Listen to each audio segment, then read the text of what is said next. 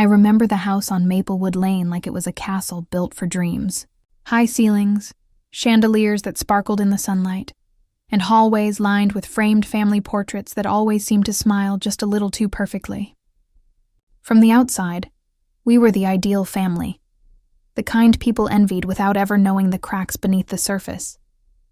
I grew up believing that love and wealth traveled hand in hand, that everything I could want was already mine. But the first subtle hints of imbalance began early, almost imperceptibly. My older brother always seemed to get the newest gadgets, the best vacations, the first pick of college funds, while I was quietly told to wait my turn, or reminded that I should be grateful for what I had. At first I thought it was fairness, discipline, or life's natural order, but slowly, patterns emerged. Gifts, praise, even attention were measured, rationed, and weighed according to some invisible scale of favoritism I couldn't yet understand. The hypocrisy revealed itself in small, almost laughable moments. My father would lecture me about responsibility while his signature pen disappeared into my brother's room, the very pen he claimed I had to earn by proving myself. My mother celebrated my brother's grades with lavish dinners while my accomplishments earned a quiet nod and a leftover smile. I began to notice a peculiar rhythm. Wealth and privilege weren't shared equally. They were distributed selectively, like a currency only some could access. Even at 7 or 8, I could sense the undercurrent of judgment, the subtle cues that I wasn't quite enough, that my worth fluctuated depending on whose favor I had earned that week. Yet, in my childlike innocence, I rationalized it. Maybe my parents were teaching lessons in patience. Maybe this was how love disguised itself.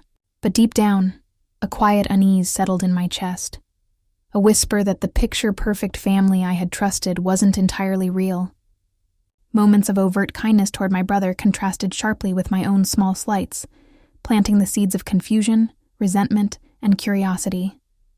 I began to watch my parents more closely, noticing the fleeting glances, the tight-lipped smiles, and the way conversations changed depending on who was in the room. The awareness didn't come with clarity yet, only with a persistent feeling that I was on the outside of something vital, something that shaped not only my childhood, but the future I had been promised. By the time I was 10, those early signs had grown too large to ignore. The illusions of fairness and equality were cracking, and I felt the subtle weight of disappointment pressing down, mingled with awe for the wealth and comfort I had still been allowed to enjoy. It was a strange, conflicting cocktail of gratitude and suspicion, love and unease. And as I played in the sunlit gardens or walked through the marble halls, I was beginning to understand, without fully realizing, that the paradise I believed in carried its own quiet betrayals. Betrayals that would shape every choice I made when the time came to confront them. When my parents first announced they were moving to Panama, I remember feeling a strange mix of excitement and unease. They framed it as the adventure of a lifetime, a tropical escape, new opportunities, and of course, some vague tax benefits that sounded impressive but didn't really matter to me at 12. Think of the beaches, the sun, the culture. My mother gushed, her eyes sparkling as though we were about to embark on a family vacation instead of being uprooted from everything familiar. My father, ever the charming enigma, added that it was a chance to invest in new ventures and secure our family's financial future.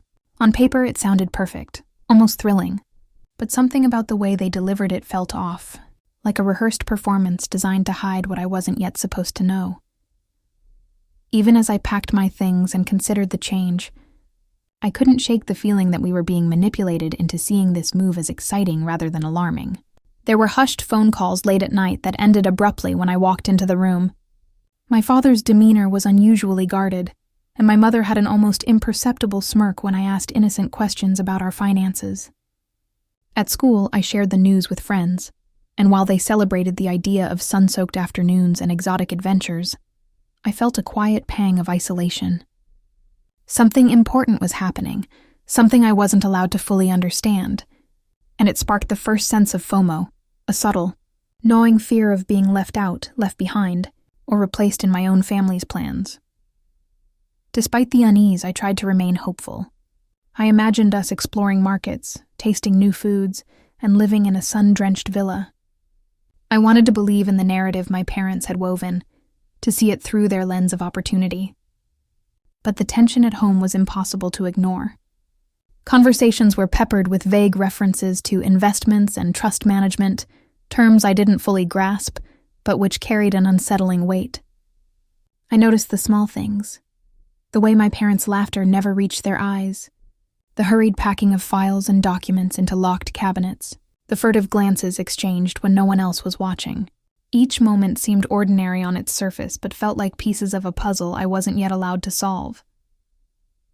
By the day of departure, the excitement I had tried to hold on to was clouded by suspicion and unease.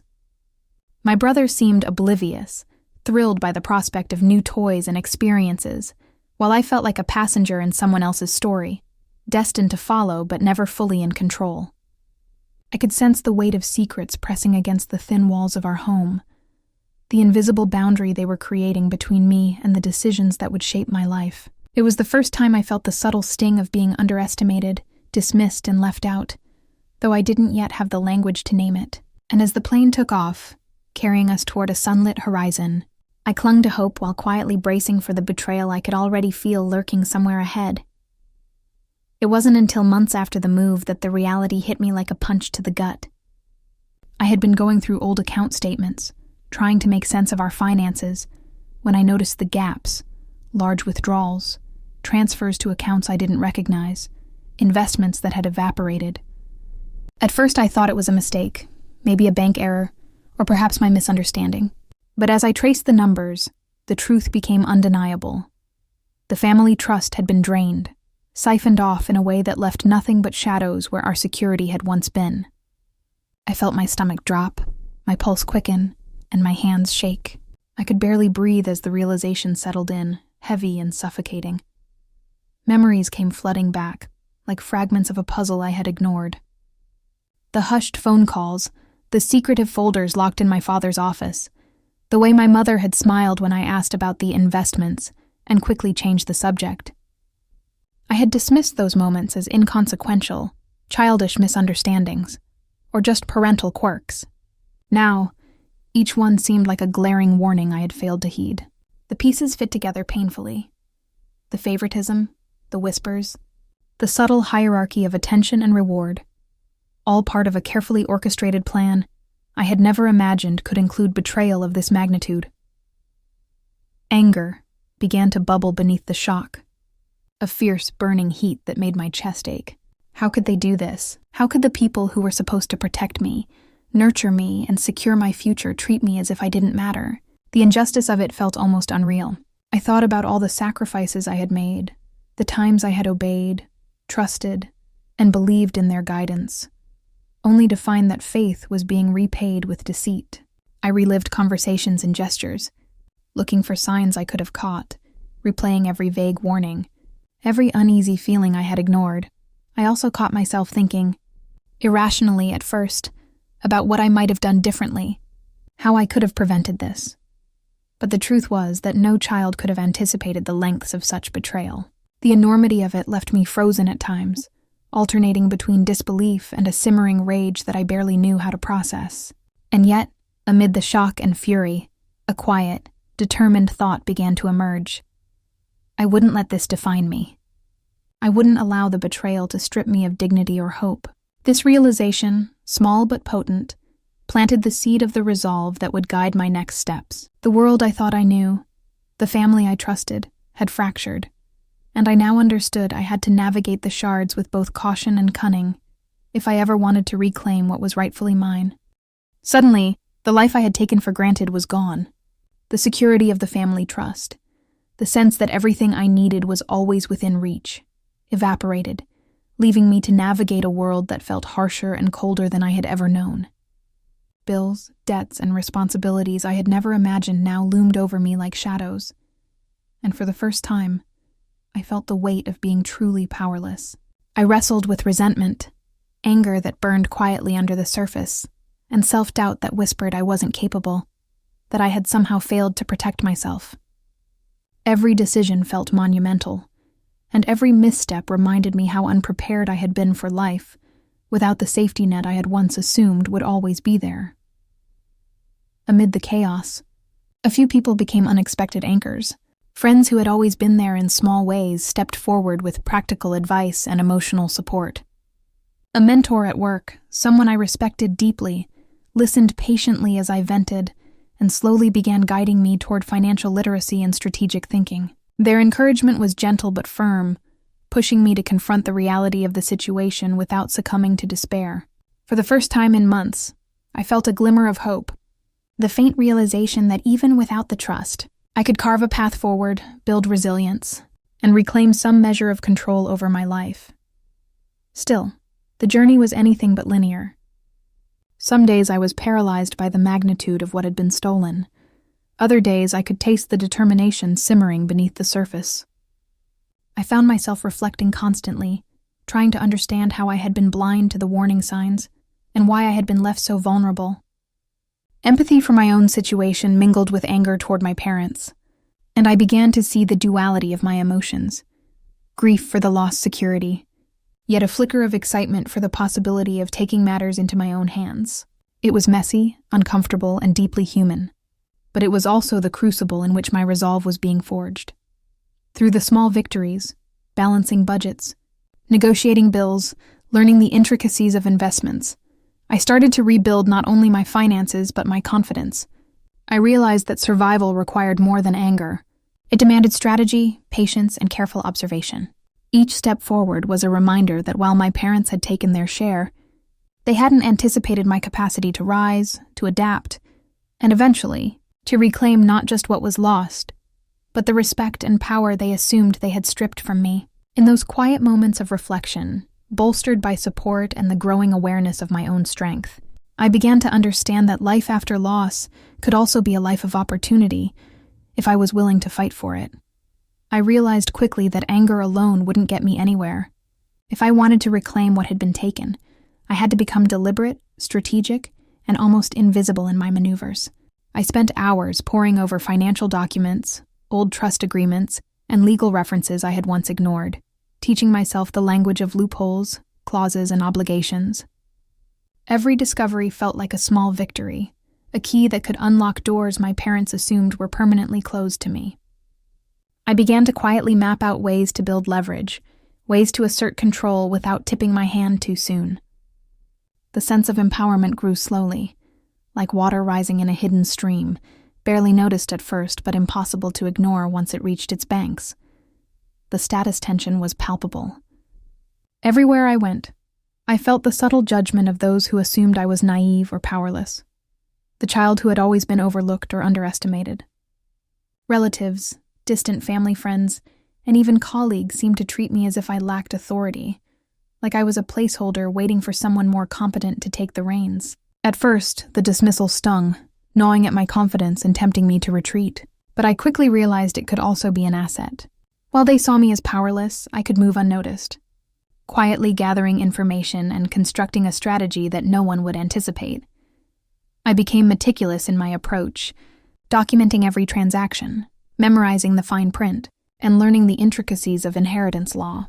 Each day, I felt the growing tension between my outward appearance, still the underestimated child in everyone's eyes, and the inner transformation I was undergoing.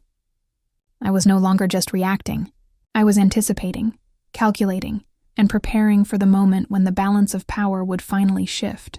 Every small insight felt like a weapon, every overlooked detail a potential turning point, and I began to see the invisible chessboard on which my life had been staged. The thrill of possibility coursed through me, mixed with a quiet fury, as I imagined the eventual reckoning that would leave those who dismissed me scrambling to comprehend how they had underestimated me for so long. When they returned, it felt like they had stepped out of a glossy magazine, dripping in luxury and absolute confidence. My parents walked through the door with the air of people who owned the world, suits tailored perfectly, watches glinting in the sunlight, and casual smiles that made it seem as if nothing had changed. They spoke of their time in Panama as though it had been an exotic vacation, glossing over the financial devastation they had left behind. Every word, every gesture, carried an expectation that I would forgive, forget, and slide back into the role of the obedient child, grateful simply for their presence. The audacity of it ignited something in me I hadn't fully felt before, rage laced with disbelief. I couldn't reconcile the casual extravagance with the reality of our ruined trust. They paraded wealth I had once assumed was ours, flaunting freedom while I had been struggling to make sense of debts and losses. Contrast framed itself sharply in my mind. Them, triumphant and unscathed. Me, quietly navigating the wreckage they had left. Each conversation was a test, a subtle push to see if I would bow to their authority, apologize for imagined slights, and act as if the betrayal had never occurred. I noticed their slight smirks when I asked questions about investments or account balances. The thinly veiled expectation that I would accept their narrative without challenge. I had anticipated tension, but this was different. It was the arrogance of people convinced of their untouchability, their belief that charm and legacy could erase wrongdoing. And yet, beneath my anger, a seed of determination had taken root. I would not simply stand aside while they strutted back into our lives, expecting compliance. The outrage coursing through me was sharp, exhilarating, and oddly empowering. For the first time, I understood that their return didn't signal control. It signaled opportunity. Opportunity to observe, to plan, and to prepare for the reckoning they would never see coming. I began testing the waters carefully, confronting them in ways that seemed casual, but were anything but. At first, it was small things, questioning a questionable expense, pointing out a discrepancy in a casual tone, observing their reactions. "I noticed this transfer into your Panama account," I said lightly one evening over dinner, pretending it was a passing observation. Their smiles faltered for just a fraction of a second, an almost imperceptible twitch of tension in their eyes. I relished those tiny cracks, cataloging each one in my mind like pieces of a puzzle that, when assembled, would reveal the full picture of their vulnerability. I used dialogue as a weapon, careful to phrase questions and remarks with layers of meaning. I was reviewing the trust statements, and something doesn't quite add up. Can you help me understand it? My voice was calm, almost casual, but inside I was calculating every possible reaction, predicting the excuses, the denials, the gaslighting that might come. I noticed their posture shift, their hands tighten on the table, the subtle pause before a response. Each moment confirmed what I had suspected. They were beginning to realize I was no longer the passive, unquestioning child they had left behind. Internally, I rehearsed lines and responses, creating mental contingencies for every possible outcome. I played the role of the polite, interested child while orchestrating a quiet campaign of psychological leverage. Every carefully placed remark, every innocent question, served to unsettle them, to let them glimpse that I was aware, alert, and no longer naive. For the first time, the balance of power began to tilt, imperceptibly but undeniably.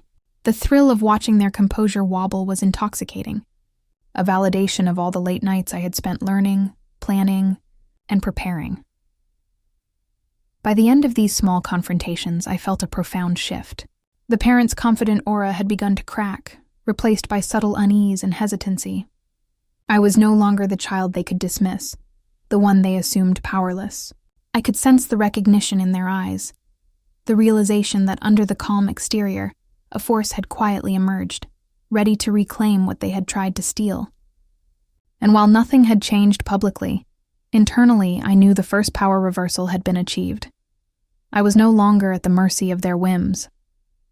The stage was set for the next moves, and I was ready. I became a shadow in my own home, moving quietly, observing everything. My parents thought my new calm meant acceptance, but it was strategy. Every conversation, every document they carelessly left open on the kitchen counter, every phone call they took within earshot, I absorbed it all. Suspense became my constant companion. I began keeping notes late at night, my fingers trembling slightly as I typed each detail into a hidden folder on my laptop. Dates, transactions, fake charitable donations, even an offshore property they hadn't mentioned. It was all there, slowly forming a map of their deceit. I learned to bait them gently, setting verbal traps wrapped in innocence. I read something interesting about tax shelters in Panama, I'd say, pretending curiosity. My mother would freeze just long enough for me to catch it before her smile returned.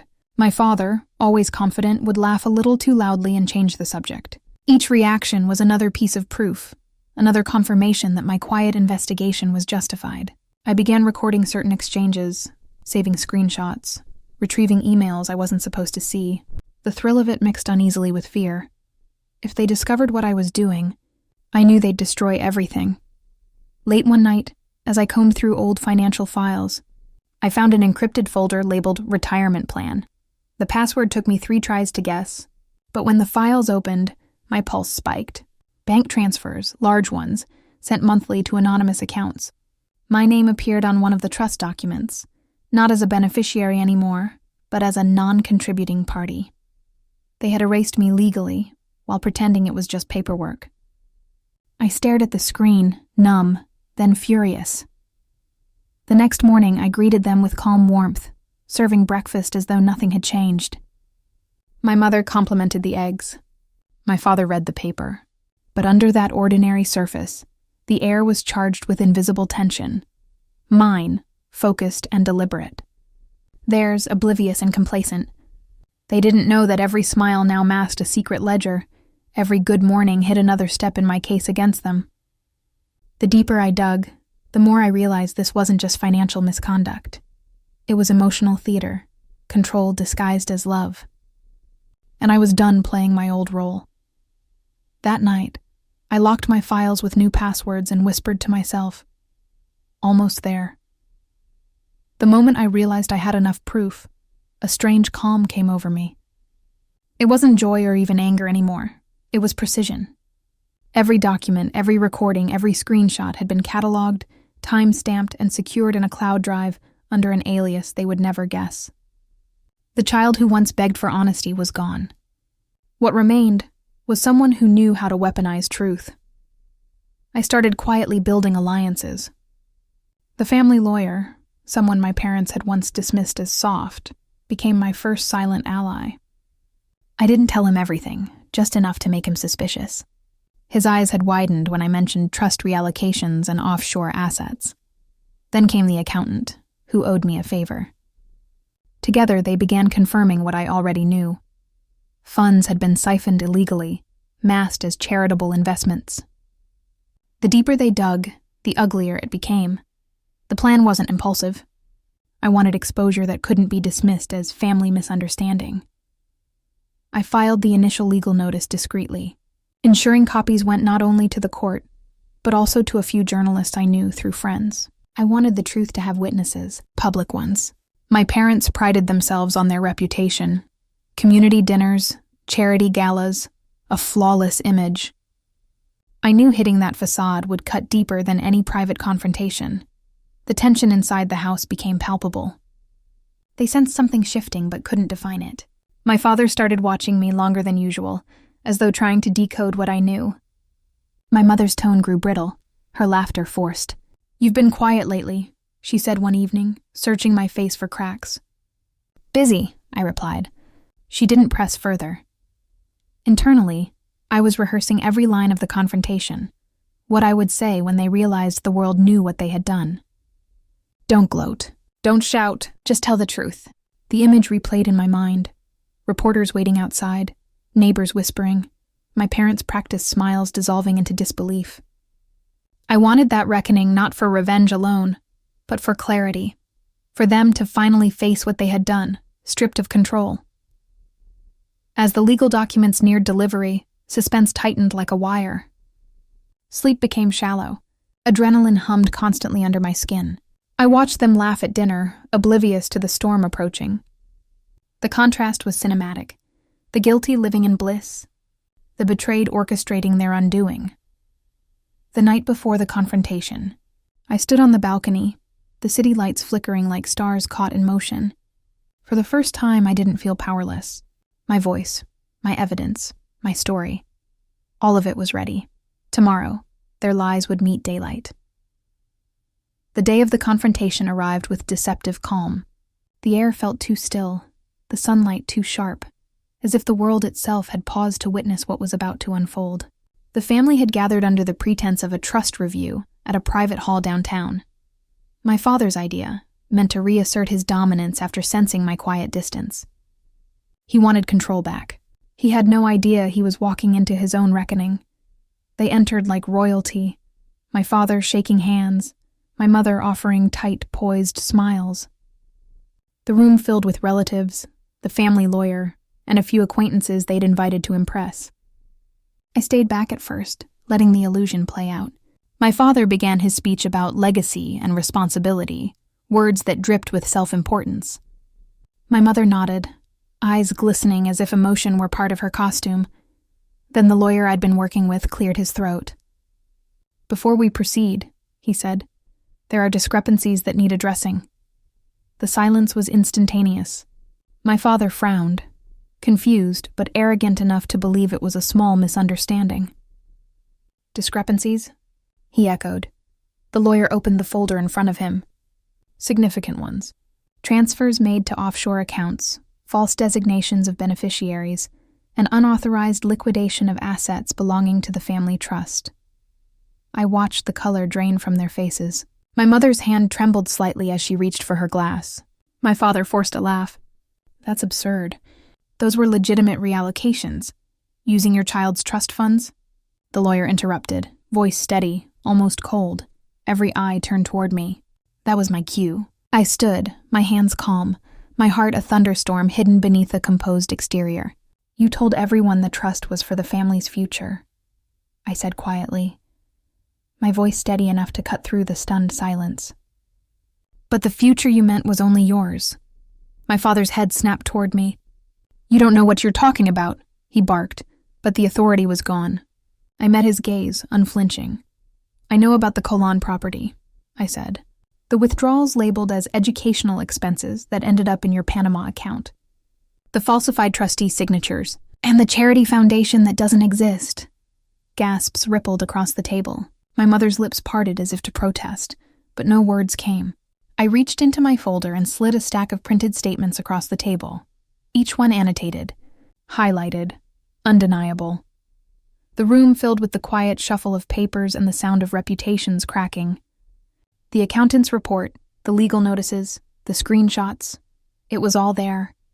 My parents' empire of deceit laid bare under the sterile light of truth. My father's face flushed red. "You've been spying on us?" No, I interrupted softly. "I've been surviving you." A murmur swept through the relatives seated nearby. The aunt who had once called me ungrateful now stared at my parents with a mix of shock and disbelief. The very people they'd tried to impress were watching their downfall unfold in real time. My mother reached for my hand, her mask fracturing. "Please, let's not do this here," she whispered. "We can talk privately," I pulled back. "You taught me everything had to look perfect. Maybe it's time people saw what perfect really cost." The lawyer cleared his throat again, reading aloud the formal notice of investigation. "Pending review, all trust accounts will be frozen." My father's jaw tightened. "You think this will ruin me?" he hissed under his breath. I leaned forward just enough for him to hear. "No," I said. "You already did that yourself." The silence that followed was suffocating. My parents sat there, stripped of power, their carefully built facade dissolving into panic and humiliation. Around us, the room buzzed with hushed whispers. The family they'd manipulated for years was now watching, eyes wide, as justice finally caught up. When it was over, I stood and gathered my papers, moving with deliberate calm. My mother tried to reach for me again, her voice breaking. "We're your parents," she pleaded.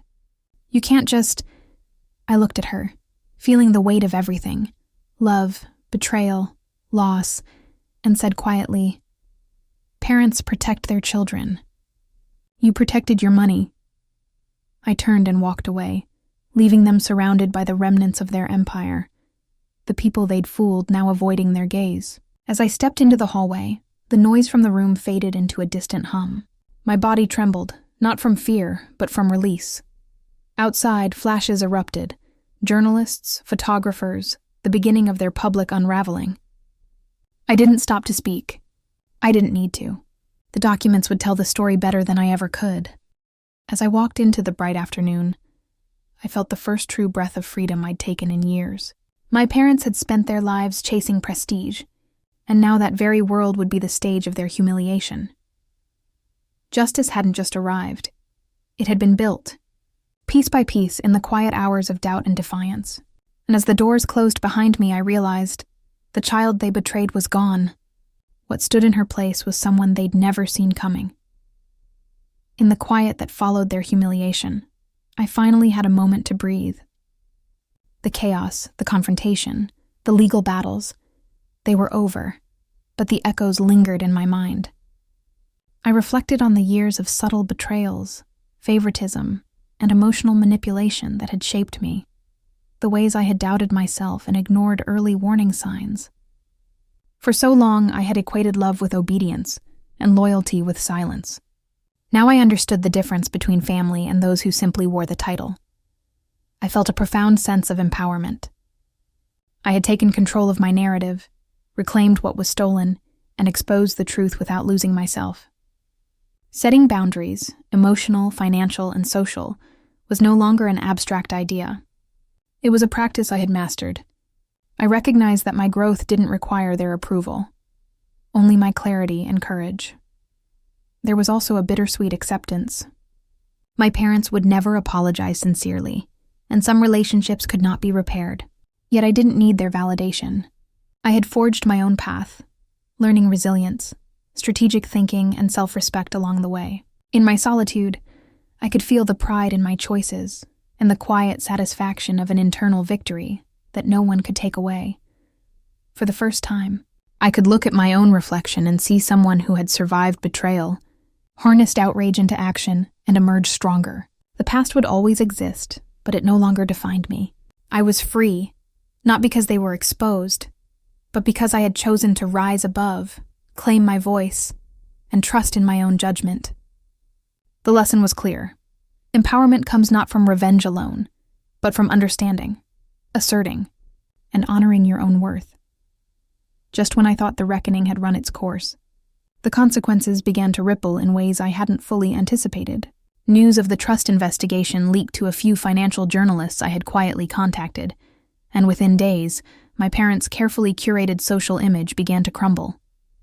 Invitations to charity events vanished, longtime acquaintances avoided eye contact, and gossip spread in circles they once dominated.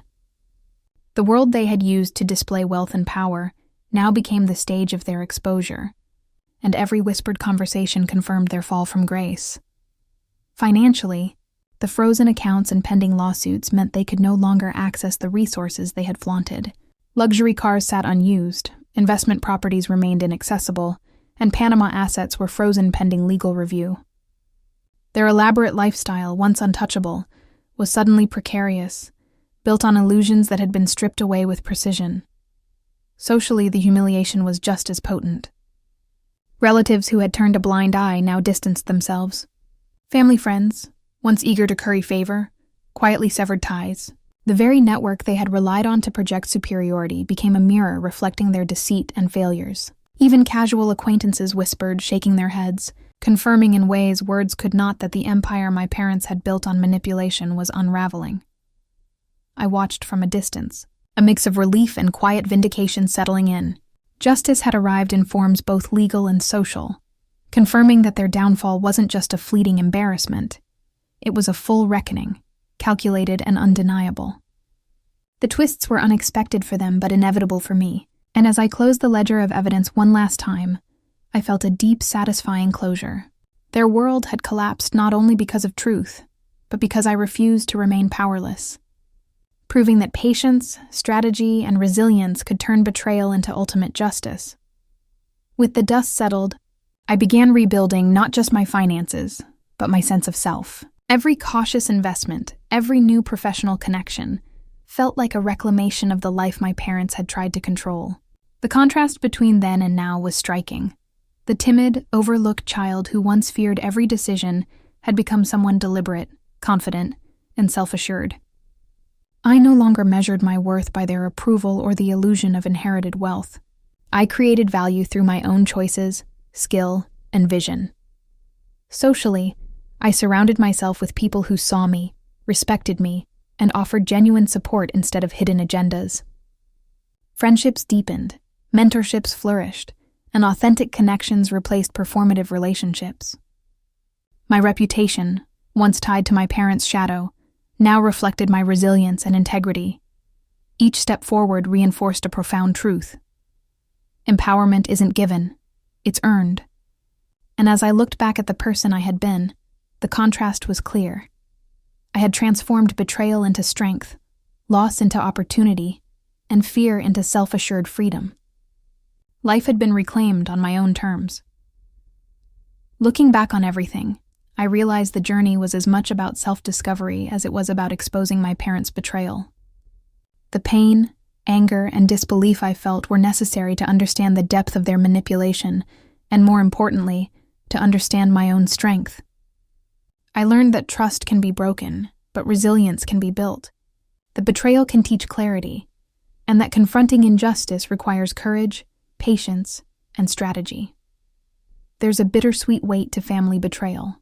Love and loyalty are complicated, and not every bond can or should be repaired.